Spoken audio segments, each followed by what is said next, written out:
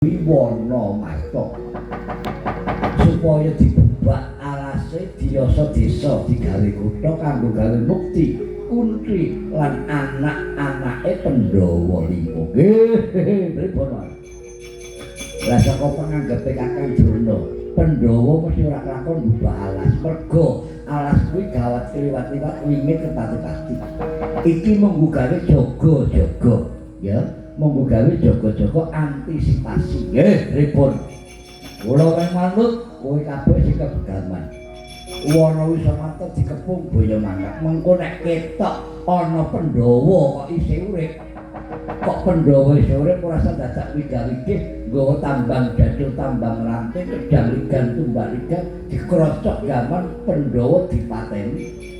Pandhawa mati ilang Bratayuda sesuk kowe mukti wibawa Nyakrawati ning Astina sak lawas-lawase ngger Dusasana. Raja.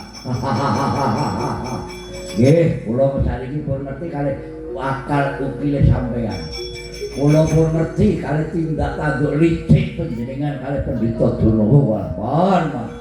Kula niku gumun kalau sampeyan kok dadi wong niku nyebut wis tuwa, kaplak rambute putih kok elek wae kelakuane sampeyan. Ora tak kakang omong. Aku elek ya bot-bote ngapun mbelani kowe. Nggih, manut mawon. Gawa gaman sing kepeng peranti-perang, gawa pedang, gawa tombak, gawa keris. Nyereke pamon sing kuni, nepok wakul boyo mangap Wana Wisamarta. Nek ketok Pandhawa isih urip gone bubak alas pateni.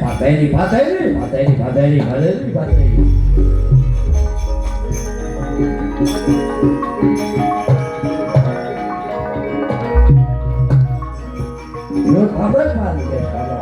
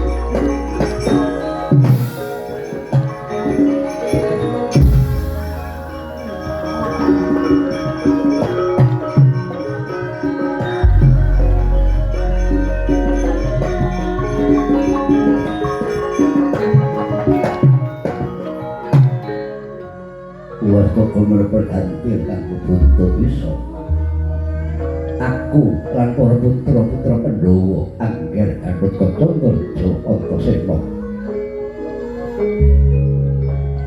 merpeki wujuding alas Wana Marta awit miturut ngendikane Sang Dewi Kuntri dina samengko Pandhawa diparingi triman alas Wisamarta sedulurku tunggal bayu mlebu ngalas ijen tanpa rawuh adikku si Bratasena. Yai Werkudara, muga-muga kowe mbubak alas pinaringana sluman-slumun slamet aja nganti ana apa-apa Yai. Nanging nek nganti ana Sanjabaya ana parigawe kakangmu Anoman sing bela marang kowe Yai Bratasena.